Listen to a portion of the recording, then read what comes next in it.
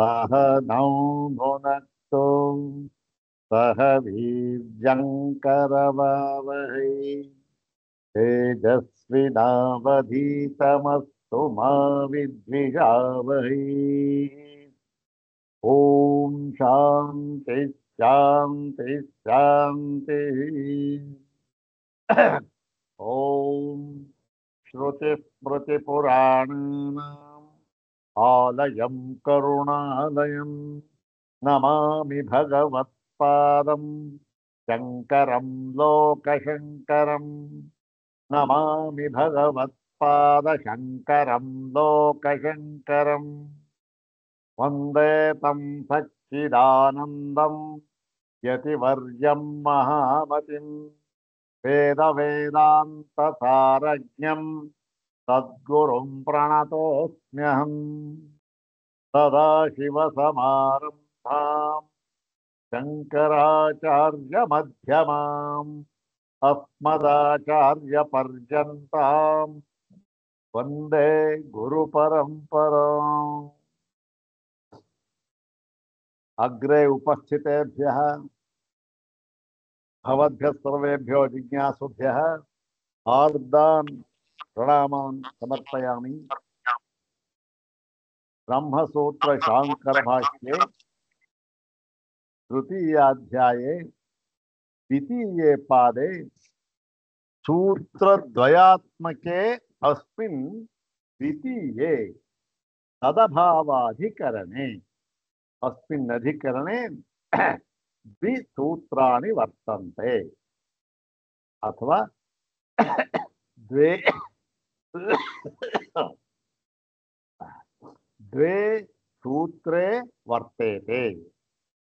अस्मिन् अधिकरणे द्वे सूत्रे वर्तेते।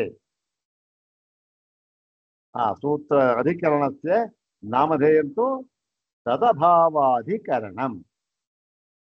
अस्मिन् तदभावाधिकरणे उपनिबद्धं प्रथमं सूत्रम्। प्रथमं सूत्रं द्विवारं पठित्वा सूत्रार्थं तद्भाष्यभागं च यथाचार्यानुग्रहं विचारयामः। इदं सूत्रं पादादितः सप्तमं सूत्रम्। पादादितः सप्तमं सूत्रम् अस्मिन् अधिकरणे प्रथमं सूत्रम्। सर्वाग्रे शङ्करभगवत्पूज्यपादानां प्रशस्तिश्लोकमेकं पठित्वा तेषां पादारविन्दयोः शिरसा प्रणिपत्य अनुग्रहं च प्राप्य प्रकृतं सप्तमं सूत्रं तद्भाष्यभागं यथाचार्यानुग्रहं विचारयामः। अग्रे तावत् श्री श्री शङ्करभगवत्पूज्यपादानां प्रशस्तिश्लोकमेकं द्विवारं पठामः। ओम राजाधिराजपदवीं सद्यः प्राप्नोति दीनधौरेयः यस्यापाङ्गालोकात् तमहं प्रणमामि शङ्कराचार्यम्। राजाधिराजपदवीं सद्यः प्राप्नोति दीनधौरेयः यस्यापाङ्गालोकात् तमहं प्रणमामि शङ्कराचार्यम्। अथ श्रीमच्छङ्करभगवतः कृतौ शारीरकमीमांसा भाष्ये तृतीये साधनाध्याये द्वितीये पादे द्वितीयं तदभावाधिकरणम्। ओम तदभावो नाडीषु तच्छ्रुतेरात्मनि च। ओम तदभावो नाडीषु तच्छ्रुतेरात्मनि च। ओम अतः प्रबोधो अस्मात्। ओम अतः प्रबोधोऽस्मात्।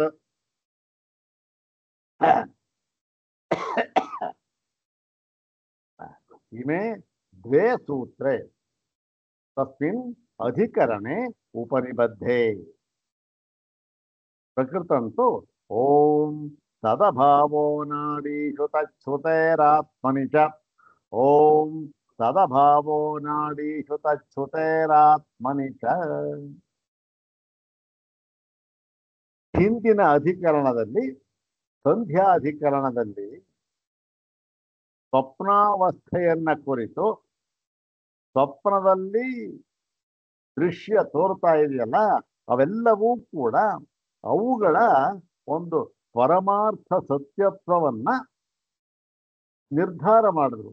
ಏನಿದ್ರು ಪರಮಾರ್ಥ ಸತ್ಯ, ಇದರ ಒಂದು ಪರಮಾರ್ಥ ಸ್ವರೂಪ ಏನು ಅಂತಂದ್ರೆ ಇವೆಲ್ಲವೂ ಕೂಡ ಮಾಯಾ ಮಾತ್ರವಾಗಿದೆ ಅಂತ ಹೇಳಿ, ಮಾಯಾ ಮಾತ್ರ ಅಂತೂ ಕಾಸ್ನೇನಾನಭಿವ್ಯಕ್ತ ಸ್ವರೂಪತ್ವ.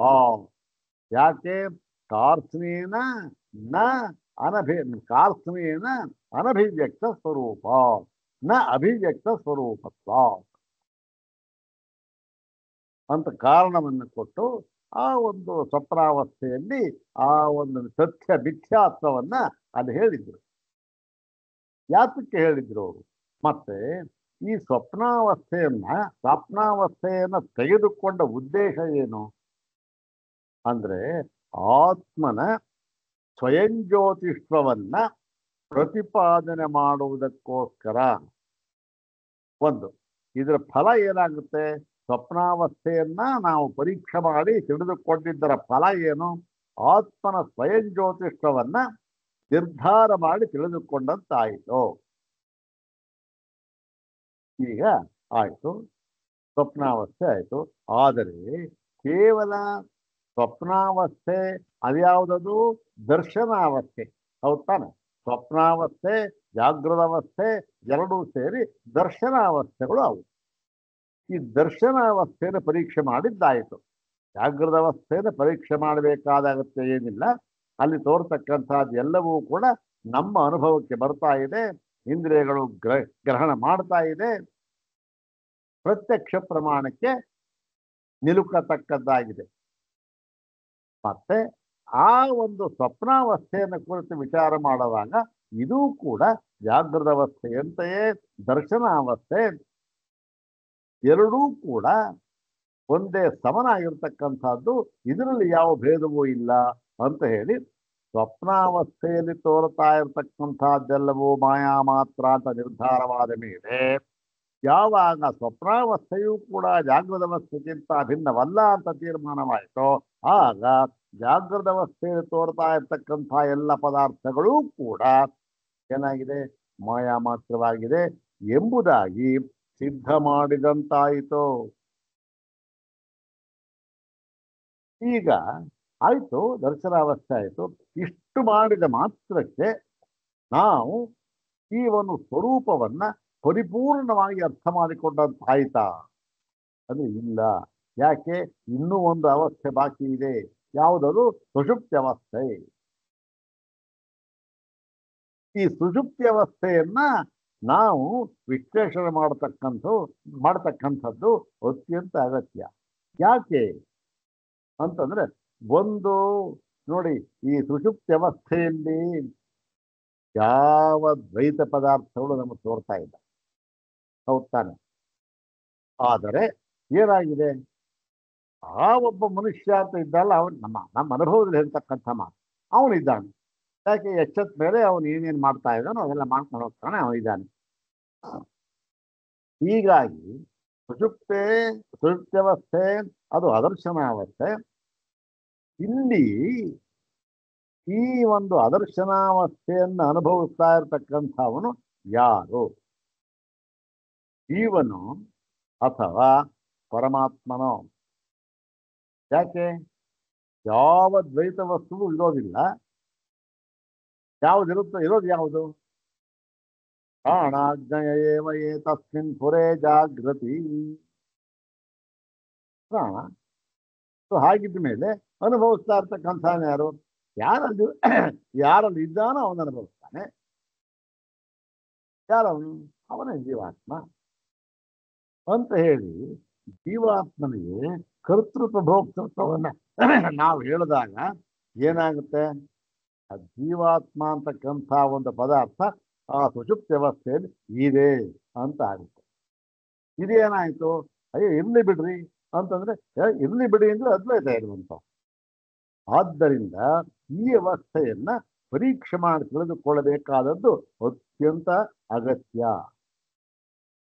ಹಾಗಾಗಿ ಈ ಅಧಿಕರಣದಲ್ಲಿ ಇಲ್ಲಿ ಈ ಸುಷುಪ್ತ್ಯವಸ್ಥೆಯನ್ನ ಅದನ್ನು ಪೂರ್ಣವಾಗಿ ವಿಚಾರವೇನು ಮಾಡಿಲ್ಲ, ಅದರ ಒಂದು ಭಾಗವನ್ನ ಇಲ್ಲಿ ವಿಚಾರ ಮಾಡ್ತಾ ಇದೆ. ಪೂರ್ಣವಾಗಿ ವಿಚಾರ ಮಾಡಿ ನೋಡಿರ್ತಕ್ಕಂಥದ್ದು ಇಲ್ಲಿ ಮುಂದೆ ಬರುತ್ತೆ. ಮತ್ತೆ ಒಂದೇ ಕಡೆ ನಮಗೆ ಸಿಗ್ತಕ್ಕಂಥದ್ದು ಎಲ್ಲಿ ಮಾಂಡವ್ಯಕ್ಯದಲ್ಲಿ.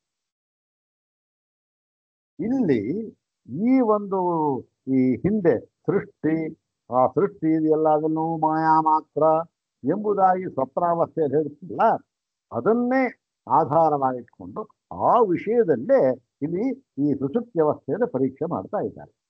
ಇದನ್ನು ನಾವು ತಿಳ್ಕೊಳ್ಬೇಕಾದ್ರೆ ಪೂರ್ಣವಾಗಿ ಏನು ಇಲ್ಲಿ ಮಾಡ್ತಾ ಇಲ್ಲ. ಆದ್ರೆ ಆ ಒಂದು ದೃಷ್ಟಿಯಿಂದ ಅಲ್ಲಿ ಇದು ದೃಶ್ಯವೇ ಇಲ್ವಲ್ಲ, ಮಾಯಾ ಮಾತ್ರ ಎಲ್ಲಿ ಬಂತು? ದೃಶ್ಯ ಇದ್ರೂ ತಾನೆ ಅದು ಮಾಯಾ ಮಾತ್ರನೋ ಅಥವಾ ವಸ್ತುರೂಪವಾಗಿದೆಯೋ ಅಂತ ಹೇಳ್ತಕ್ಕಂಥದ್ದು ಏನು ಇಲ್ವೇ ಇಲ್ವಲ್ಲ. ಇಲ್ಲಿ ಹೇಗೆ ವಿಶ್ಲೇಷಣೆ ಮಾಡ್ತಕ್ಕಂಥದ್ದು? ಮತ್ತೆ ಇಲ್ಲಿ ಅನುಭವಿಸ್ತಾ ಇರ್ತಕ್ಕಂಥ ಅವನು ಯಾರು? ಅದಕ್ಕೋಸ್ಕರ ಅದೆಲ್ಲಕ್ಕೂ ಕೂಡ ಉತ್ತರವಾಗಿ ಈ ಅಧಿಕರಣ ಬಂದಿರತಕ್ಕಂಥ ನೋಡೋಣ. ಓಂ ತದಭಾವೋ ನಾಡೀಷು ತತ್ಸುತೈರಾತ್ಮನಿ ಚ. ಓಂ ತದಭಾವೋ ನಾಡೀಷು ತತ್ಸುತೈರಾತ್ಮನಿ ಚ.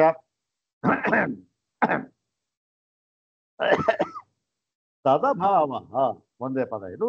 ಸತ್ಯ ಅಭಾವ. ತದಭಾವ ನಾಡೀಷು ತಚ್ಛ್ರುತೆ. ಇದು ಕೂಡ ಒಂದೇ ಪದ ಮಾತ್ರ. ಶ್ರುತೆ ಅಂದ್ರೆ ಇಲ್ಲಿ ತಥಾ ಶ್ರುತೆ ಅಂತ ಒಂದು ಅರ್ಥ ಬರುತ್ತೆ. ಒಂದೇ ಪದ ತಚ್ಛ್ರುತೆ ಆತ್ಮನಿ ಚ ಇತಿ ಪಂಚಪದಾತ್ಮಕಮಿದಂ ಸೂತ್ರ. ಅಸ್ಮಿನ್ ಸೂತ್ರೆ ಪಂಚಪದಾನಿ ವರ್ತಂತೆ. ಅನ್ವಯಸ್ತು ಏವಂ ವರ್ತತೆ. ತದಭಾವಃ ತದಭಾವಃ ಇತ್ಯುಕ್ತೆ ತಸ್ಯ ಅಭಾವಃ. ತಸ್ಯ ಅಭಾವಃ ಇತ್ಯುಕ್ತೆ ಕಸ್ಯ ಅಭಾವಃ? ಸ್ವಪ್ನಸ್ಯ ಅಭಾವಃ. ಸ್ವಪ್ನಸ್ಯ ಅಭಾವಃ ಇತ್ಯುಕ್ತೆ ಸ್ವಪ್ನಸ್ಯ ಅಭಾವಃ ಇತಿ ಸುಷುಪ್ತ್ಯವಸ್ಥಾ ಯತ್ರ ಸುಪ್ತೋ ನ ಕಂಚನ ಕಾಮಯತಿ ನ ಕಂಚನ ಸ್ವಪ್ನಂ ಪಶ್ಯತಿ. ನ ಕಂಚನ ಸ್ವಪ್ನಂ ಪಶ್ಯತಿ. ತಸ್ಯ ಸ್ವಪ್ನ ತಸ್ಮಿನ್ ತಸ್ಯಾಂ ಅವಸ್ಥಾಯಾಂ ಸ್ವಪ್ನಸ್ಯ ಅಭಾವಃ ಶ್ರೂಯತೆ ನ ತು ಶ್ರೂಯತೆ ಅನುಭೂಯತೆ. ಸ್ವಪ್ನಸ್ಯ ಅಭಾವ ನಾಡೀಷು ಚ ಆತ್ಮನಿ ಭವತಿ. ಭವತಿ ಅಂತಕ್ಕಂಥ ಸೇರಿಸ್ಕೋಬಹುದು. ಇದು ಏನಾಯ್ತು? ತದಭಾವ ನಾಡೀಷು ಚ ಆತ್ಮನಿ ಭವತಿ. ಕುತಃ ಕಸ್ಮಾತ್ ಕಾರಣಾತ್ ಇದಂ ಅವಗಮ್ಯತೆ ಇತ್ಯುಕ್ತೆ ತಚ್ಛ್ರುತೆ. ತಥಾ ಶ್ರುತೆ ತಥಾ ಶ್ರುತಿ ವದತಿ. ಇನ್ನು ಕನ್ನಡದಲ್ಲಿ ನೋಡಿ ಏನಾಗ್ತದೆ ಇದು ನೋಡಿ. ಅದರ ಸ್ವಪ್ನದ ಅಭಾವವು ನಾಡಿಗಳಲ್ಲಿಯೂ ಆತ್ಮನಲ್ಲಿಯೂ ಆಗುತ್ತದೆ. ಸ್ವಪ್ನದ ಅಭಾವವು ಆಗುತ್ತದೆ. ಏನಿದು ಸ್ವಪ್ನದ ಅಭಾವ ಅಂದ್ರೇನು? ಸುಷುಪ್ತಿ. ಅಲ್ಲಿ ಏನಾಯ್ತು? ಈ ಸುಷುಪ್ತಿ ಅಂತಕ್ಕಂಥದ್ದು ಎಲ್ಲಿ ನಮ್ಮ ಅನುಭವಕ್ಕೆ ಬರ್ತಾ ಇದೆ ಅಂತಂದ್ರೆ ನಾಡಿಗಳಲ್ಲಿ ಮತ್ತೆ ಆತ್ಮನಲ್ಲಿ, ಜೀವನಲ್ಲಿ ಅನುಭವಕ್ಕೆ ಬರ್ತಾ ಇದೆ. ಯಾಕೆ ಅಂತಂದ್ರೆ ಇದಕ್ಕೇನು ಪ್ರಮಾಣ? ಶ್ರುತಿ ಪ್ರಮಾಣ. ಯಾಕೆ ಅಂತಂದ್ರೆ ಆ ಒಂದು ಸಮಯದಲ್ಲಿ ಈ ಸುಷುಪ್ತಿ ಅವಸ್ಥೆಯನ್ನ ಅನುಭವಿಸ್ತಾ ಇರ್ತಕ್ಕ ಸುಷುಪ್ತಿ ಅವಸ್ಥೆಯ ಸಮಯದಲ್ಲಿ ನಾವು ಹೇಳೋದಕ್ಕೆ ಯಾರೂ ಇಲ್ಲ, ದ್ವೈತ ಪದಾರ್ಥ ಇಲ್ಲವಲ್ಲ. ಆದ್ದರಿಂದ ಇಲ್ಲಿ ಅನುಮಾನದಿಂದಲೂ ಸಾಧ್ಯವಿಲ್ಲ, ಮತ್ತೆ ಪ್ರತ್ಯಕ್ಷವಾಗಿಯೂ ಕೂಡ ಸಾಧ್ಯ ಆಗುವುದಿಲ್ಲ.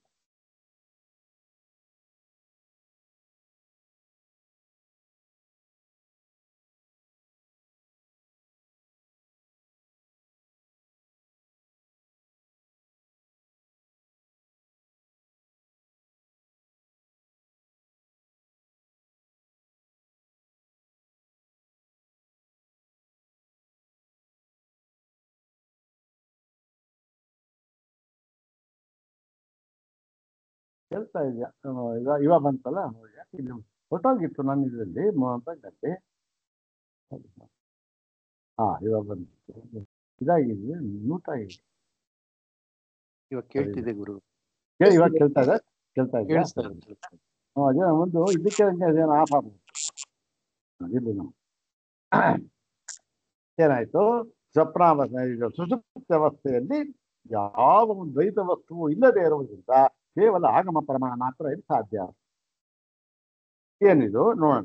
ತದಭಾವ ಏನಾಯ್ತು, ಈ ಸ್ವಪ್ನದ ಅಭಾವ ಆಗಿರೋ ಸುಷುಪ್ತಿ ಅದು ಎಲ್ಲಾಗುತ್ತೆ ಅಂತಂದ್ರೆ ಈ ಒಂದು ನಾಡಿ ಮತ್ತೆ ಪರಮಾತ್ಮ.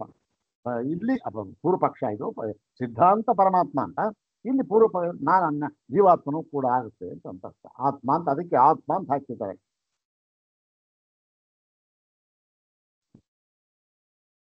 ಆತ್ಮನಲ್ಲಿ ಆಗುತ್ತದೆ. ಯಾವ ಆತ್ಮನಲ್ಲಿ ಅಂತ ಪ್ರಶ್ನೆ ಬಂದಾಗ ಇದು ಮುಂದೆ ಬರ್ತದೆ ನೋಡ. 267ನೇ ಭಾಷೆ. ಸ್ವಪ್ನಾವಸ್ಥಾ ಪರೀಕ್ಷಿತ. ಸ್ವಪ್ನಾವಸ್ಥೆಯನ್ನ ಪರೀಕ್ಷಿಸಿದ್ದಾಯಿತು. ಮತ್ತೆ ಈಗೇನಾಯ್ತು, ಸುಷುಪ್ತಾವಸ್ಥಾ ಇದಾನಿ ಪರೀಕ್ಷತೆ. ಎಲ್ಲ ಸುಷುಪ್ತ್ಯವಸ್ಥಾ ಅಂದ್ರೂ ಒಂದೇ, ಸುಷುಪ್ತಾವಸ್ಥಾ ಅಂತಂದ್ರು ಒಂದೇ. ಒಂದು ಸ್ತ್ರೀಲಿಂಗ, ಇನ್ನೊಂದು ಸುಷುಪ್ತಂ ಅಂತಂದ್ರೆ ಅನಪುಂಸಕಲಿಂಗ. ಹೀಗಾಗಿ ಸುಷುಪ್ತ್ಯವಸ್ಥೆ ಸುಷುಪ್ತಾವಸ್ಥೆ ಎರಡು ಒಂದೇ. ಸುಷುಪ್ತಾವಸ್ಥಾ ಇದಾನಿ ಪರೀಕ್ಷತೆ. ಈಗ ಸುಷುಪ್ತ್ಯವಸ್ಥೆಯನ್ನು ಈಗ ಪರೀಕ್ಷಿಸಲಾಗುತ್ತದೆ. ಏನು? ತತ್ರ ಏತಾಹ ಸುಷುಪ್ತಿ ವಿಷಯಾಃ ಶ್ರುತಯೋ ಭವಂತಿ. ಹೀಗೆ ಈ ಒಂದು ಸುಷುಪ್ತಿಗೆ ಸಂಬಂಧಪಟ್ಟ ಶ್ರುತಿಗಳು ನಮಗೆ ಲಭ್ಯವಿವೆ. ಏನು ಅಂದ್ರೆ ಈ ಶ್ರುತಿಗಳು ಸುಷುಪ್ತಿಯನ್ನ ಕುರಿತು ಹೇಳುತ್ತಾ ಇವೆ. ಅಂತಹ ಶ್ರುತಿಗಳು ನಮಗೆ ಬೇಕಾದಷ್ಟು ಸಿಕ್ಕುತ್ತೆ. ಯಾವುದು ಅಂತಂದ್ರೆ ಒಂದೊಂದಾಗಿ ಉದಾಹರಣೆ ತಗೊಳ್ತಾರೆ. ಯಾತಕ್ಕೆ ಉದಾಹರಣೆ ತಗೊಳ್ತಾ ಇರೋದ್ರೆ ನೋಡಿ, ಒಂದೊಂದರಲ್ಲೂ ಕೂಡ ಒಂದರಲ್ಲಿ ಜೀವಾತ್ಮ ಅನ್ನೋ ಅರ್ಥ, ಒಂದರಲ್ಲಿ ನಾಡಿಗಳು ಅಂತ ಅರ್ಥ, ಕೆಲವುದರಲ್ಲಿ ಅಧಿಕರಣ ಇಲ್ಲವೇ ಇಲ್ಲ. ಅಧಿಕರಣ ಅಂದ್ರೇನು? ಸಪ್ತಮಿ ವಿಭಕ್ತಿಯಲ್ಲಿ ನಾಡೀಶು ಸಪ್ತಮಿ ವಿಭಕ್ತಿ, ಆತ್ಮನಿ ಸಪ್ತಮಿ ವಿಭಕ್ತಿ. ಹೀಗೆ ಇಂತಹ ಕಡೆ ಅಧಿಕರಣ ಅಂದ್ರೆ ಆಶ್ರಯ, ಅದನ್ನು ಹೇಳೇ ಇಲ್ಲ ಕೆಲವು ಕಡೆ, ಇದು ಕೆಲವು. ಆದ್ದರಿಂದ ನಾವು ಕೇವಲ ಶ್ರುತಿವಾಕ್ಯಗಳ ಆಧಾರದ ಮೇಲೆ ಏನಂತ ನಿರ್ಧಾರ ಮಾಡಬೇಕು, ಹೀಗೂ ಇದೆ ಹಾಗೂ ಇದೆ ಅಲ್ಲ. ಅದಕ್ಕೋಸ್ಕರ ಏನು ಶ್ರುತಿ ಒಂದೊಂದಾಗಿ ಹೇಳ್ತಾ ಇದ್ದಾರೆ, ಎಲ್ಲ ಶ್ರುತಿಗಳನ್ನು ಹೇಳ್ತಾ ಇದ್ದಾರೆ. ಕ್ವಚಿತ್ ಶ್ರೂಯತೆ. ನೋಡಿ, ಕೆಲವು ಕಡೆ ಶ್ರುತಿಗಳಲ್ಲಿ ಕೆಲವು ಕಡೆ ಹೀಗೆ ಹೇಳಿದೆ. ಏನಂತ? ಸದ್ಯತ್ರೈತತ್ ಸುಪ್ತಃ ಸಮಸ್ತಃ ಸಂಪ್ರಸನ್ನಃ ಸ್ವಪ್ನಂ ನ ವಿಜಾನಾತಿ ಆಸು ತದಾ ನಾಡೀಷು ತೃಪ್ತೋ ಭವತಿ ಅಂತ ಹೇಳಿ, ಇಲ್ಲಿ ಆ ಸುಷುಪ್ತ್ಯವಸ್ಥೆಯಲ್ಲಿ ಆ ಒಂದು ಅವಸ್ಥೆ ಇದೆಯಲ್ಲ, ಅಲ್ಲಿ ಸಂಪ್ರಸನ್ನನಾಗಿ ಅಂದ್ರೇನು? ಯಾವೊಂದು ದ್ವೈತದ ಸಂಪರ್ಕವೂ ಇಲ್ಲದೆ ಶಾಂತನಾಗಿ ಏನಾಗ್ತಾನಲ್ಲಿ ಸುಪ್ರಸನ್ನ. ಸ್ವಪ್ನಂ ನವಿಜಾನಾತಿ, ಸ್ವಪ್ನವನ್ನ ನೋಡ್ತಾ ಇಲ್ಲ ಅವನು. ಸ್ವಪ್ನಾವಸ್ಥೆ ಬೇರೆ ಆಯ್ತು, ಸ್ವಪ್ನಾವಸ್ಥೆ ಹಿಂದೆ ಇರ್ತಕ್ಕಂಥ ಅವಸ್ಥೆ. ನಕಂಚನ ಸ್ವಪ್ನಂ ಪಶ್ಯತಿ ಅಂತ ಸ್ವಪ್ನರಹಿತವಾದ ಒಂದು ಅವಸ್ಥೆ ಇದು ಸುಷುಪ್ತ್ಯವಸ್ಥೆ.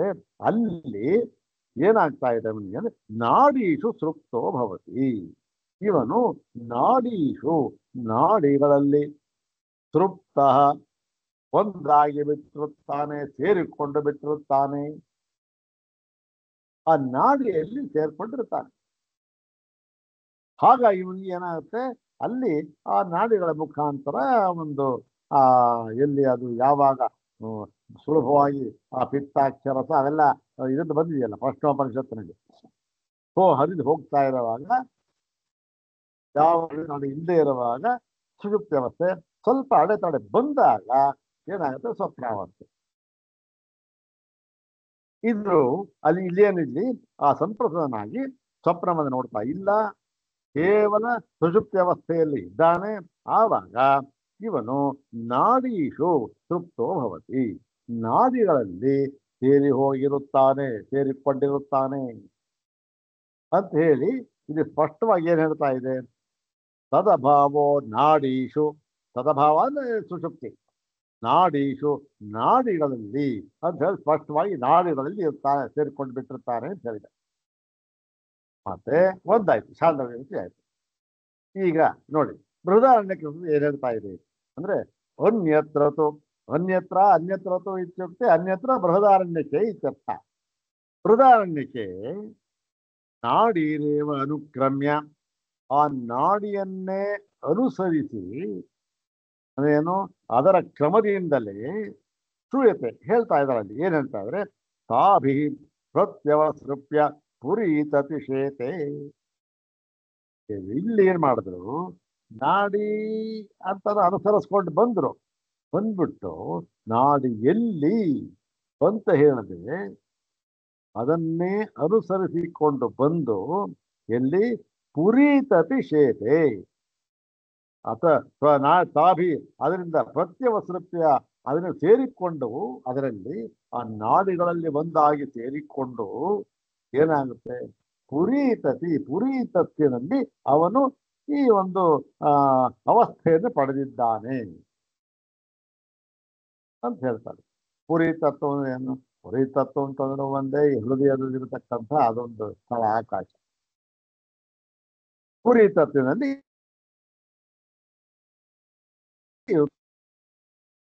ನಾಡಿ ಬಿಟ್ಟು, ನಾಡಿ ಬಿಟ್ಟು ಮುಂದೆ ಆ ನಾಡಿಯ ಕ್ರಮದಿಂದ ಬಂದು ಅಲ್ಲಿರ್ತಾನೆ ಅಂತ ಬೇರೆ ಹೇಳಿ. ಇಲ್ಲಿ ಈ ಪುರೀತತ್ವ ಅಂತಂದ್ರೆ ಒಂದೇ, ಇಲ್ಲಿ ಅದು ಒಂಥರ ಆತ್ಮನೇ, ಆಕಾಶ ದಹರಾಕಾಶ ಅಂತ ಹೇಳ್ತೀವಲ್ಲ ಹಾಗೆ ಸೇತೆ ಅಂತ ಒಂದಾಯ್ತು. ಎಲ್ಲರೂ ಬೇರೆ ಬೇರೆ ಆಯ್ತು. ಒಂದು ನಾಡಿ ಆಯ್ತು, ಒಂದು ಇಲ್ಲಿ ಆ ಒಂದು ಆತ್ಮನೆ ಅಂತಂತ ಅದ್ರ ಕಾಯ್ತು, ಜೀವಾತ್ಮನೆ. ಮತ್ತು ತಥಾ ಅನ್ಯತ್ರ ನಾಡೀರೇವ ಅನುಕ್ರಮ್ಯ ತಾಸು ತದಾ ಭವತಿ ಯದಾ ಸುಪ್ತ ಸ್ವಪ್ನಂ ನ ಕಂಚನ ಪಶ್ಯತಿ. ಈಗ ಇನ್ನೊಂದು ಕಡೆ ಏನ್ ಹೇಳ್ತಾ ಇದ್ದಾರೆ, ಅದು ಬೃಹದಾರಣ್ಯಕ ಕೌಶಿಕ ಉಪನಿಷತ್ತನ್ನು ಹೇಳ್ತಾ ಇದ್ದಾರೆ. ಏನಾಗಿದೆ, ಅವನು ಅದಾಗ್ತಾನೆ ಯಾವಾಗ ಇವನು ಸುಷುಪ್ತ್ಯವಸ್ಥೆಯನ್ನು ಅನುಭವಿಸುತ್ತಿದ್ದಾನೆಯೋ ಅಥವಾ ಅನುಭವಿಸುತ್ತಾನೆಯೋ ಅಂದ್ರೆ ಏನರ್ಥ, ಸ್ವಪ್ನಂ ನ ಕಂಚನ ಪಶ್ಯತಿ. ಮಾಂಡುಕ್ಯದಲ್ಲಿ ನ ಕಂಚನ ಸ್ವಪ್ನಂ ಪಶ್ಯತಿ, ಅದು ಯಾವ ಸ್ವಪ್ನವನ್ನು ಕಾಣದೆ ಅಂದ್ರೆ ಸ್ವಪ್ನಾವಸ್ಥೆಯನ್ನು ಬಿಟ್ಟು ಸುಷುಪ್ತ್ಯವಸ್ಥೆಯಲ್ಲಿ ಇರ್ತಾನೋ ಆಗ ಅಸ್ಮಿನ್ ಪ್ರಾಣೇ ಏವ ಏಕಧ. ಪ್ರಾಣ ಏವ ಅಂದ್ರೆ ಪ್ರಾಣೇ ಅಂತ ಇದೆ, ಏವ ಅಂತಿದೆಯಲ್ಲ ಏಕಾರ ಅಂತ ಈ ಸಂಧಿಯಾಗಿ ಪ್ರಾಣೇ ಏವ ಅಂದ್ರೆ ಪ್ರಾಣನಲ್ಲಿಯೇ ಏಕಧಾ ಭವತಿ ಒಂದಾಗಿ ಸೇರಿಕೊಂಡಿರುತ್ತಾನೆ. ಏನಾಯ್ತು, ನಾಡಿ ಆಯ್ತು, ಪುರೀತತ್ತಾಯ್ತು, ಈಗ ಪ್ರಾಣ. ಇದಕ್ಕೆ ನೋಡಿ ಒಂದೊಂದಕ್ಕೂ ಒಂದೊಂದು ಈ ಉಪನಿಷತ್ತು ಉದಾಹರಣೆಯನ್ನು ಕೊಟ್ಟಿದ್ದಾರೆ. ಪ್ರಶ್ನೋಪನಿಷತ್ತು ಅಲ್ಲಿ ಸ್ಪಷ್ಟವಾಗಿ ಹೇಳ್ತಾರೆ, ಪ್ರಾಣ ಆಜ್ಞೇಯವೇ ತಸ್ಮಿನ್ ಪುರೇ ಜಾಗೃತಿ, ಹಿಂದೆ ನೋಡಿದೀವಲ್ಲ ಅದು ಮೂರಾಯ್ತು. ತಥಾ ಅನ್ಯತ್ರ, ಅದೇ ರೀತಿ ಇನ್ನೊಂದು ಕಡೆ ಬೃಹದಾರಣ್ಯಕದಲ್ಲಿ ಇನ್ನೊಂದು ಕಡೆ ಯೇಷು ಅಂತ ಹೃದಯ ಆಕಾಶ ತಸ್ಮಿನ್ ಕ್ಷೇತೆ, ಅಲ್ಲಿ ಇನ್ನೊಂದು ಕಡೆ ಏನ್ ಹೇಳಿದ್ದಾರೆ, ಮತ್ತೆ ಇಲ್ಲಿ ಇವನು ಹೃದಯಾಕಾಶದಲ್ಲಿ ಹಾರ್ದಾಕಾಶದಲ್ಲಿ ಇವನು ಸ್ಥಿತಿಯನ್ನು ಪಡೆದಿದ್ದಾನೆ ಅಂತ ಹೇಳ್ತಾರೆ. ಒಂದೊಂದು ಕಡೆ ಒಂದೊಂದು.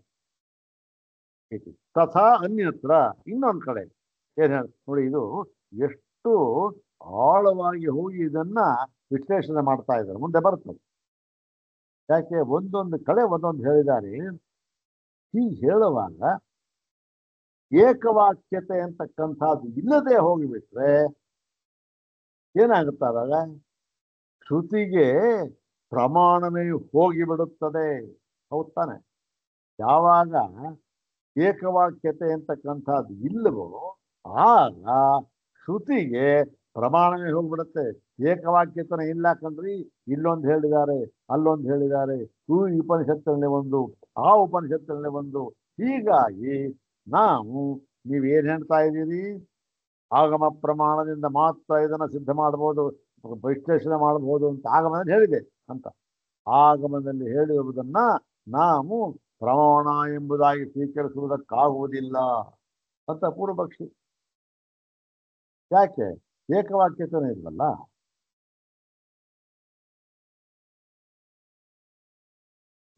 ಭಾಷ್ಯಕಾರರು ಏಕವಾಕ್ಯತನ ಸಿದ್ಧ ಮಾಡಬೇಕು. ಇದೇ ಶ್ರುತಿಗೆ ಪ್ರಮಾಣ ಹೊರಟೋಗ್ಬಿಡುತ್ತೆ. ನೋಡೋಣ ಏನ್ ಮಾಡ್ತಾರೆ. ಅನ್ಯತ್ರ ಇನ್ನೊಂದು ಕಡೆ ಛಾಂದೋಗಿದೆ. ತಥಾ ಅನ್ಯತ್ರ ತಥಾ ಸೌಮ್ಯ ತದಾ ಸಂಪನ್ನೋ ಭವತಿ. ತಥಾ ಸೌಮ್ಯ, ಇವನು ಸತ್ತಿನಲ್ಲಿ ಒಂದಾಗಿ ಏನಾಗುತ್ತೆ? ಸಂಪನ್ನೋ ಭವತಿ ಅಂದ್ರೇನು? ಪೂರ್ಣ ರೂಪದಿಂದ ಇರುತ್ತಾನೆ, ಸಂಪನ್ನನಾಗಿರುತ್ತಾನೆ. ಇಲ್ಲಿ ಏನಾಗಿದೆ? ಇಲ್ಲಿ ಒಂದು ಏನು ವಿಶೇಷ ಇಲ್ಲಿ ಅಂತಂದ್ರೆ ನೋಡಿ, ಬೇರೆ ಕಡೆ ಎಲ್ಲವೇ ದಹರಾಕಾಶೆ ಎಂದ್ರು, ಅಂತರ್ಹೃದಯೇ ಅಂತಂದ್ರು, ಪ್ರಾಣೇ ಅಂತಂದ್ರು, ನಾಡೀಶು ಅಂತಂದ್ರು, ಆತ್ಮನಿ ಅಂತಂದ್ರು. ಎಲ್ಲ ಏನು ಸಪ್ತಮಿ ವಿಭಕ್ತಿ ಅಂತವಾಗಿ ಹೇಳಿದ್ರು. ಅಂದ್ರೆ ಇಲ್ಲಿ ಇಲ್ಲಿ ಅಂತ ಸ್ಪಷ್ಟವಾಗಿ ಒಂದು ಅಧಿಕರಣಕಾರಕ ತಾನೆ ಸಪ್ತಮಿ ವಿಭಕ್ತಿ. ಅಧಿಕರಣಕಾರಕವನ್ನು ಉಪಯೋಗಿಸಿ ಹೇಳಿದ್ರು. ಅಂದ್ರೆ ಏನು? ಒಂದು ಸ್ಥಳವಂತೆ ತೋರಿಸಿ ಆಶ್ರಯವನ್ನು ಹೇಳಿದ್ರು. ಇಲ್ಲಿ ಏನ್ ಮಾಡಿದ್ದಾರೆ? ತಥಾ ಸೌಮ್ಯ ತದಾ ಸಂಪನ್ನೋ ಭವತಿ ಅಂದ್ಬಿಟ್ಟು ಯಾವ ಆಶ್ರಯವೂ ಇಲ್ಲವೇ ಇಲ್ಲ. ಇಲ್ಲ. ಹೀಗೆ ಇವೆಲ್ಲ ಯಾಕೆ ಒಂದೊಂದು ಕಡೆ ಒಂದೊಂದು ಹೇಳಿದ್ದಾರೆ. ಇದನ್ನೆಲ್ಲ ಕೂಡ ಸಮನ್ವಯ ಸಾಧಿಸಬೇಕು, ಅದು ಮುಖ್ಯ. ಅದನ್ನ ಭಗವತ್ಪಾದರು ಮಾಡಿದ, ಮುಂದೆ ಮಾಡ್ತಾರೆ. ಸಂಪನ್ನೋ ಭವತಿ ಎಲ್ಲಿ? ಛಾಂದೋಗ್ಯ. ಏನು? ಸತ್ತಿನೊಳ ಸೇರಿಕೊಂಡವನಾಗಿ ಅವನು ಸಂಪದನಾಗುತ್ತಾನೆ ಅಂತ ಹೇಳಿ ಅಧಿಕರಣ ಹೇಳೇ ಇಲ್ಲ ಇಲ್ಲಿ. ಮತ್ತೆ ಇಲ್ಲಿ ಇತಿ ಪ್ರಾಜ್ಞೇನ ಆತ್ಮನ ಸಂಪರಿಷ್ವಕ್ತೋ ನ ವಾಕ್ಯಂ ಕಿಂಚನ ವೇದ ನಾಂತರಂ. ಉದಾಹರಣೆಗಳಲ್ಲಿ ಪುನಃ ಬಂತು. ಏನು? ಪ್ರಾಜ್ಞೇನ ಆತ್ಮನ ಸಂಪರಿಷ್ವಕ್ತ, ಪ್ರಾಜ್ಞಾತ್ಮನಿಂದ ಇವನು ಸಂಪರಿಷ್ವಕ್ತ ಆಲಿಂಗಿತನಾಗಿ, ಪ್ರಾಜ್ಞಾತ್ಮನಿಂದ ಆಲಿಂಗಿತನಾಗಿ ಏನ ಅವಸ್ಥೆ. ಅಲ್ಲಿ ಪ್ರಾಜ್ಞಾತ್ಮನಿಂದ ಅವನ ಆತ್ಮ ಅಲ್ಲಿಂದ ಆಲಿಂಗಿತನಾಗಿ ಏನು ಮಾಡ್ತಾನೆ? ದ ಭಾಷ್ಯಂ ಕಿಂಚನ ವೇದ, ಅವನು ಹೊರಗಿನ ಯಾವುದನ್ನು ಕೂಡ ನೋಡುವುದಿಲ್ಲ. ಅಂದ್ರೇನು? ಯಾವ ವಿಷಯವೂ ಕೂಡ ಹೊರಗಡೆ ಇಲ್ಲ.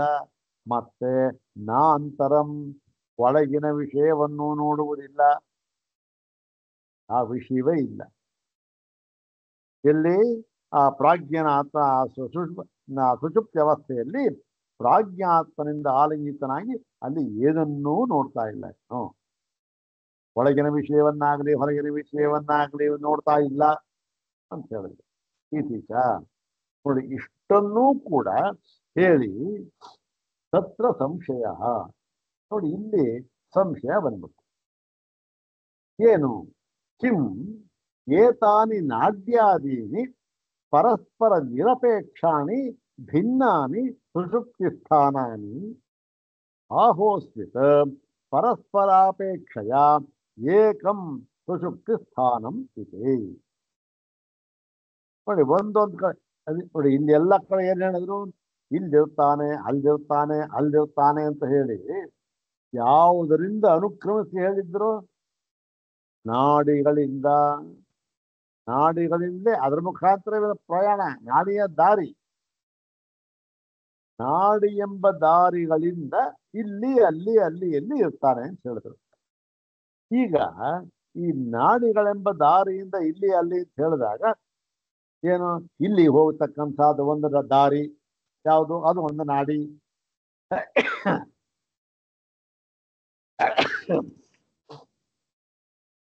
ಆ ಹೃದಯ ಆಕಾಶಕ್ಕೆ ಹೋಗ್ತಾ ಇರತಕ್ಕಂಥ ಒಂದು ನಾಡಿ, ಅದು ಬೇರೆದು. ಹೀಗೆ ಎಲ್ಲ ಈ ನಾಡಿಗಳು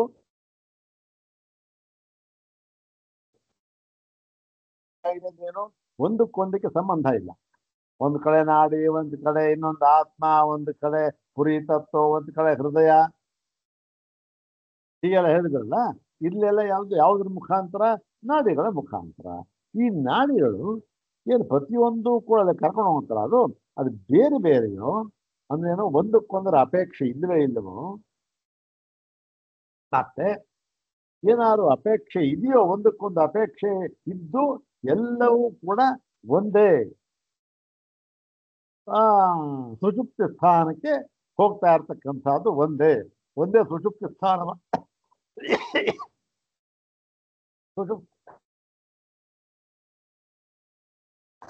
ಎಲ್ಲ ನಾಡಿಗಳು ಕೂಡ ಒಂದೇ ಸುಷುಪ್ತಿ ಸ್ಥಾನ ಅಂತ ಹೇಳಬೇಕು. ಇದು ಯಾತಕ್ಕೆ ಈ ಒಂದು ವಿಶ್ಲೇಷಣೆ ಮಾಡೋದ್ರಿಂದ ಪ್ರಯೋಜನ ಏನು ಅಂದ್ರೆ, ಮುಖ್ಯವಾದ ಪ್ರಯೋಜನ ಏನು ಅಂತ ಇಲ್ಲಿ ಏನ್ ಮಾಡಬೇಕು ನೋಡಿ. ಯಾವುದನ್ನ ಸಾಧಿಸುವುದಕ್ಕಾಗಿ ಈ ಇಡೀ ವೇದಾಂತ ಶಾಸ್ತ್ರವೇ ಹೊರಟಿದೆಯೋ, ಮತ್ತು ಎಲ್ಲ ವೇದಾಂತ ವಾಕ್ಯಗಳಿಗೂ ಕೂಡ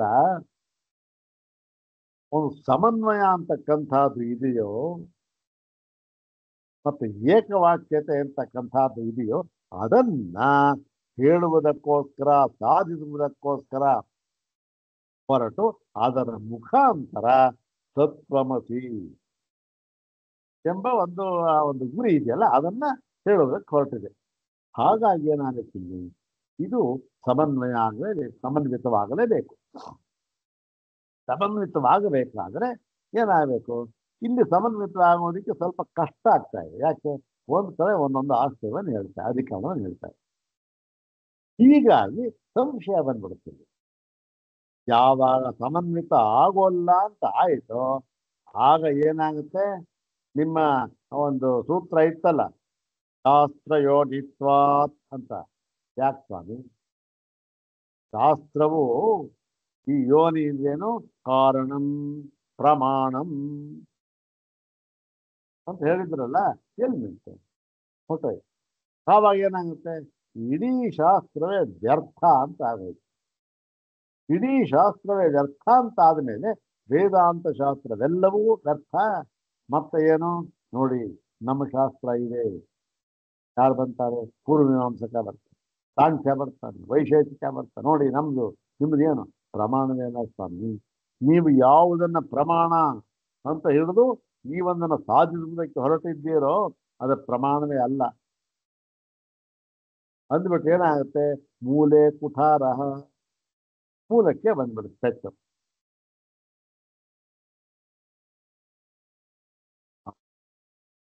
ಸಾಧಿಸ್ತಕ್ಕಂಥದ್ದು ಅಲ್ಲಿ ಏನಾಗುತ್ತೆ ನೋಡಿ.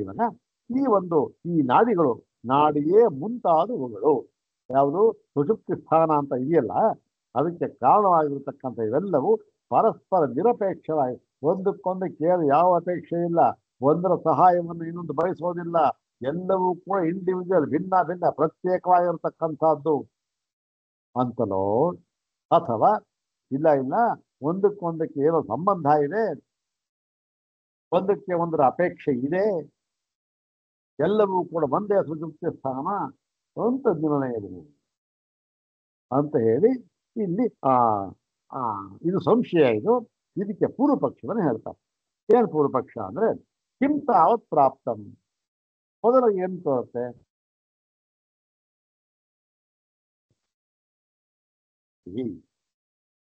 ಇಲ್ಲ ಎಲ್ಲವೂ ಕೂಡ ಬೇರೆ ಬೇರೆ, ಒಂದಕ್ಕೊಂದಕ್ಕೆ ಸಂಬಂಧ ಇಲ್ಲ.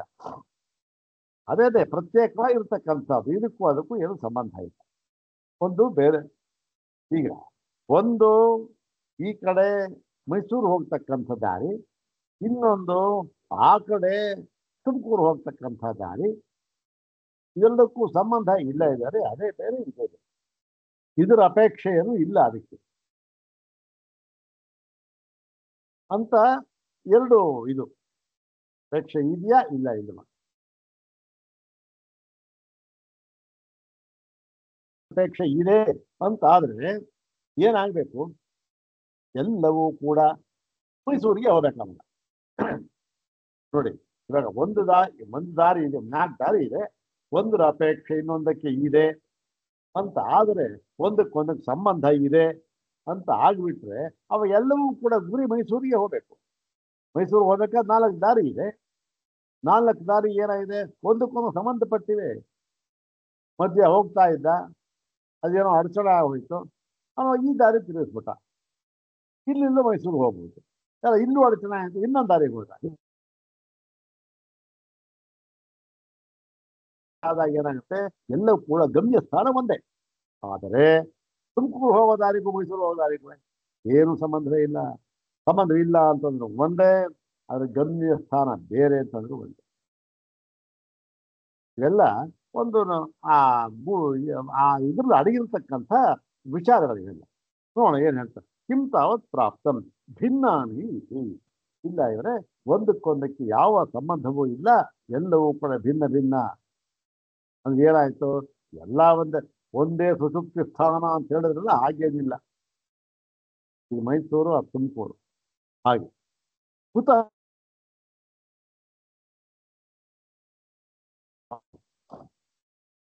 ಹೇಳಿ ನಹಿ ಏಕಾರ್ಥಾನಾಂ ಕ್ವಚಿತ್ ಪರಸ್ಪರಾಪೇಕ್ಷತ್ವ ದೃಶ್ಯತೆ ವ್ರೀಹಿ ಯವಾದೀನಾಂ. ಯಾತಕ್ಕೆ ಒಂದಕ್ಕೊಂದು ಸಂಬಂಧ ಇಲ್ಲ ಅಂದ್ರೆ, ಏಕಾರ್ಥತ್ವ ಕೇವಲ ಒಂದೇ ಒಂದು ಪ್ರಯೋಜನವನ್ನ ಇಟ್ಟುಕೊಂಡಿರುವುದರಿಂದ. ಏಕಾರ್ಥ ಅಥವಾ ಪ್ರಯೋಜನ, ಒಂದೇ ಒಂದು ಪ್ರಯೋಜನ.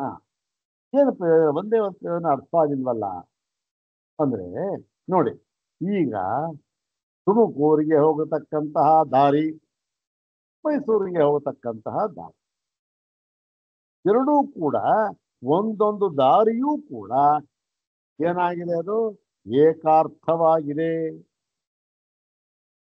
ಆದ್ರೆ ಏನಾಯ್ತು, ಏಕಾರ್ಥವಾಗಿದೆ ಅಂದ್ರೆ ತುಮಕೂರಿಗೆ ಹೋಗುವ ದಾರಿ ಕೇವಲ ತುಮಕೂರಿಗೆ ಮಾತ್ರ ಹೋಗುತ್ತೆ, ಮತ್ತೆ ಬೇರೆ ಕಡೆ ಎಲ್ಲಿಗೂ ಹೋಗೋದಿಲ್ಲ. ಏಕಾರ್ಥ ಅಂದ್ರೆ ಒಂದು ಪ್ರಯೋಜನ ಇರ್ತಕ್ಕಂಥದ್ದು ಅಷ್ಟೇ. ಇವಾಗ ಈ ನಾಡಿನಲ್ಲಿ ಸುಷುಪ್ತಿ ಸ್ಥಾನ ಎಲ್ಲಿದೆ, ಹೃದಯ ಅಂತಾರೆ ಅಷ್ಟೇ. ಅದಕ್ಕೆ ಬೇರೆ ಸಂಬಂಧ ಇಲ್ಲ. ಇನ್ನೊಂದು ಕಡೆ ಸ್ಥಾನ ಹೇಳ್ತಾರೆ ಅಷ್ಟೇ. ಅದಕ್ಕೆ ಈ ದಾರಿ ಇಲ್ಲಿಗೆ ಹೋಗುವುದು, ಆ ದಾರಿ ಅಲ್ಲಿಗೆ ಹೋಗುವುದು, ಒಂದಕ್ಕೂ ಸಂಬಂಧ ಇಲ್ಲ. ಮತ್ತು ಏಕಾರ್ಥತ್ವ ನಹಿ, ವಿವರಣೆ ಕೊಡ್ತಾರೆ. ನಹಿ ಏಕಾರ್ಥಾನಾಂ ಕ್ವಚಿತ್ ಪರಸ್ಪರಾಪೇಕ್ಷತ್ವ ದೃಶ್ಯತೆ ವ್ರೀಹಿ ಯವಾದೀನಾಂ. ಈಗ ಏಕಾರ್ಥ ಅಂತ ಯಾವಾಗ ಆಯ್ತೋ ಅಂದ್ರೇನು, ನಿರ್ದಿಷ್ಟವಾದ ಒಂದು ಪ್ರಯೋಜನಕ್ಕೆ ಮಾತ್ರ ಅದಷ್ಟೇ ಏಕಾರ್ಥ. ನಿರ್ದಿಷ್ಟವಾದ ಒಂದು ಪ್ರಯೋಜನ, ತುಮಕೂರಿಗೆ ಹೋಗುವುದು ಮಾತ್ರ ಪ್ರಯೋಜನ ಅಷ್ಟೇ. ಮೈಸೂರಿಗೆ ಹೋಗಬೇಕು ಆಗಲ್ಲ, ಅಲ್ಲಿ ಆ ದಾರಿ ಆಗಲ್ಲ, ಒಂದೇ ಪ್ರಯೋಜನ ಅಷ್ಟೇ. ಅಂದ್ರೆ ಏನು, ಅದಕ್ಕೆ ಆವಾಗ ಏನಾಗುತ್ತೆ, ಪರಸ್ಪರಾಪೇಕ್ಷತ್ವ ದೃಶ್ಯತೆ ನ ದೃಶ್ಯತೆ. ಒಂದಕ್ಕೊಂದಕ್ಕೆ ಅಥವಾ ಇದರ ಅಪೇಕ್ಷೆ ಏನೂ ಇರುವುದಿಲ್ಲ. ತುಮಕೂರು ಹೋಗೋ ದಾರಿಗೆ ಮೈಸೂರಿಗೆ ಹೋಗೋ ದಾರಿ ಅಪೇಕ್ಷೆ ಏನೂ ಇಲ್ಲ, ಎಲ್ಲಷ್ಟೂ ಇಲ್ಲ. ಯಾಕೆ? ಏಕಾರ್ಥ. ಅದು ಅಲ್ಲಿಗೆ ಹೋಗುತ್ತೆ, ಮೈಸೂರು ಹೋಗೋ ದಾರಿ ಮೈಸೂರಿಗೆ ಹೋಗುತ್ತೆ. ಇದಕ್ಕೆ ಅದರ ಅಪೇಕ್ಷೆ ಇಲ್ಲ, ಅದಕ್ಕೆ ಇದರ ಅಪೇಕ್ಷೆ ಇಲ್ಲ. ಏಕೆ? ಸ್ವಲ್ಪ ಸರಿಯಾಗಿ ನಮ್ಮ ಬುದ್ಧಿ ಹೋಗ್ಬೇಕು, ಸ್ವಲ್ಪ ಕಷ್ಟ ಇದೆ ಹೋಗಿ, ಇಲ್ಲಿ ಹೋಗುತ್ತೆ, ಏನು ತೊಂದರೆ ಇಲ್ಲ, ಗೊತ್ತಾಯ್ತು. ಹೇಗೆ ಒಂದು ಉದಾಹರಣೆಯನ್ನು ಕೊಟ್ಟರು. ಪ್ರೀಹಿ ಯವಾದೀನಾಂ. ಪ್ರೀಹಿ ಮತ್ತು ಯವ ಅಂತಕ್ಕಂಥ ಏನಾಗುತ್ತೆ ಅಂದ್ರೆ, ವೈದಿಕ ಯಜ್ಞಯಾಗಾದಿಗಳಲ್ಲಿ ಉಪಯೋಗಿಸ್ತಕ್ಕಂಥ ಒಂದು ಪಾರಿಭಾಷಿಕ ಪದಗಳಿವೆಲ್ಲ. ವ್ರೀಹಿ ಯವ ಅಂತಕ್ಕಂಥದ್ದು. ಪ್ರೀಹಿ ಯವ ಅಂತಕ್ಕಂಥದ್ದು ಏನು ಅಂದ್ರೆ ಏಕಾರ್ಥ. ಅದಕ್ಕೆ ಉದಾಹರಣೆ ಕೊಟ್ಟು ಹೇಳಿದಾರೆ, ಏಕಾರ್ಥವಾಗಿದೆ. ಏನ್ ಏಕಾರ್ಥ? ಏಕಾರ್ಥ ಅಂದರೆ ನೋಡಿ, ಈಗ ಈ ವ್ರೀಹಿ ಯವ ಅಂತಕ್ಕಂಥದ್ದು ಈ ಶ್ರೌತ ಯಜ್ಞದಲ್ಲಿ, ಅದು ಸೋಮಯಾಗ ಅಲ್ಲಿ ದೊಡ್ಡ ಯಾಗದಲ್ಲಿ ಅದು ವ್ರೀಹಿ ಯವ ಅಂತ.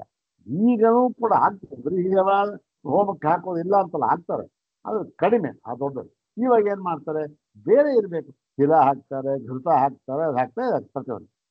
ಇವೆಲ್ಲ ಏನಾಗಿದೆ ಅಂದ್ರೆ ಒಂದೇ ಒಂದು ಪ್ರಯೋಜನಕ್ಕೆ ಮಾತ್ರ. ಹೇಗೆ?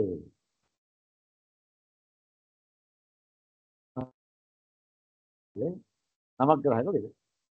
ನವಗ್ರಹಗಳಿಗೆ ಒಂದೊಂದು ಗ್ರಹ, ಯಾವುದೋ ಗ್ರಹ ನಿಮ್ಮ ಗ್ರಹ ಕ್ರೂರವಾಗಿದೆ ಕಣ್ರಿ, ನೀವು ಶಾಂತಿ ಮಾಡಬೇಕು ಬಿಡ್ತಾರೆ.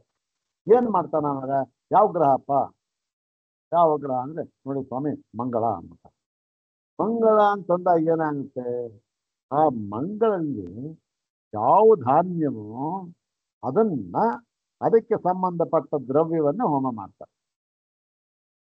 ಹಾಗಾಗಿ ಏನಾಗಿದೆ, ಅದು ಅದಕ್ಕೆ ಮಾತ್ರ. ಒಂದು 3 ಗ್ರಹನೂ ಕ್ರೂರ ಆಗಿದೆ ಕಂಡಿದ್ರೆ 3 ಗ್ರಹ ಮಾಡಿದಾಗ ಒಂದೊಂದಕ್ಕೊಂದೊಂದು ಧಾನ್ಯ, ಇದಕ್ಕೆ ಏನೂ ಸಂಬಂಧ ಇಲ್ಲ. ಹಾಗಾಗಿ ಒಂದು ಉದಾಹರಣೆ ಕೊಟ್ಟಿದ್ದಾರೆ. ಗೃಹೀಯವಾದೀನ ಅಂದ್ರು ನಾಡ್ಯಾದೀನಾಂತೂ ಏಕಾರ್ಥತ ಸುಷುಪ್ತೌ ದೃಶ್ಯತೆ ನಾಡೀಷು ತೃಪ್ತೋ ಭವತಿ ಪುರೀತತೆ ಶೇತೆ ಇತಿ ಚ ತತ್ರ ತತ್ರ ಸಪ್ತಮಿ ನಿರ್ದೇಶಸ್ಯ ತುಲ್ಯತ್ವಾತ್. ನೋಡಿ, ಈ ನಾಡಿಗಳಲ್ಲಿ ಈ ನಾಡ್ಯಾದೀನ ಅಂತ ಆದರೆ ನಾಡ್ಯಾದಿಗಳಲ್ಲಿ ನಾಡಿಯೇ ಮುಂತಾದವುಗಳಲ್ಲಿ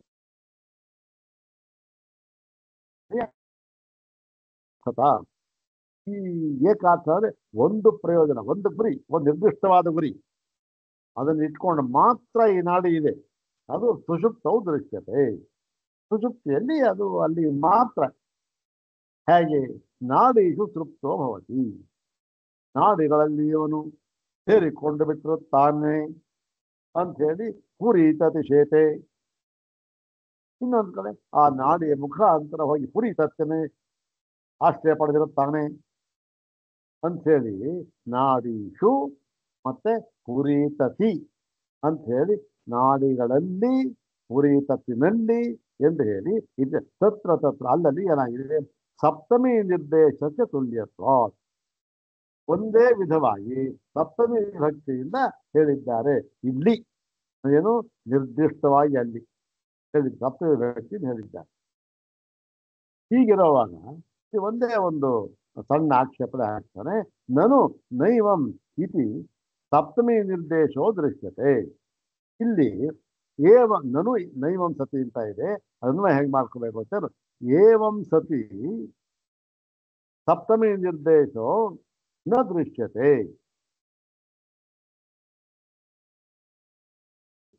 ಇಲ್ಲಿ ಪುರೀತತಿ ಶೇತೆ ನಾಡೀಷು ಪುರೀತತಿ ಅಂದ್ಬಿಟ್ಟು 2 ಉದಾಹರಣೆ ಕೊಟ್ಬಿಟ್ಟು ಏನ್ ಮಾಡಿದ್ರಿ ನೋಡ್ರಿ, ಅಧಿಕರಣವನ್ನು ಹೇಳಿದ್ದಾರೆ, ಇಲ್ಲಿ ಆಶ್ರಯವನ್ನು ಹೇಳಿದ್ದಾರೆ ಅಂತ ಏನೋ ಹೇಳ್ಬಿಟ್ರಿ.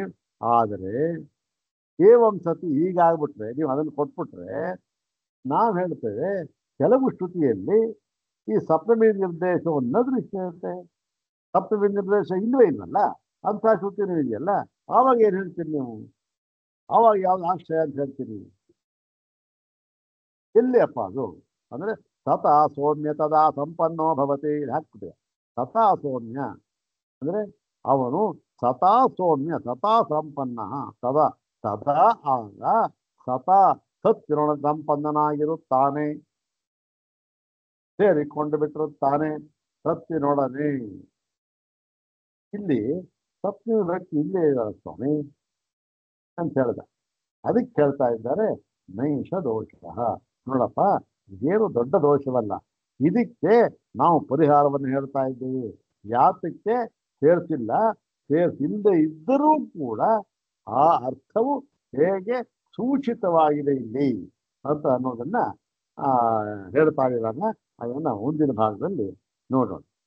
ಓಂ ಶಾಂತಿ ಶಾಂತಿ ಶಾಂತಿ. ಓಂ ತತ್ಸತ್.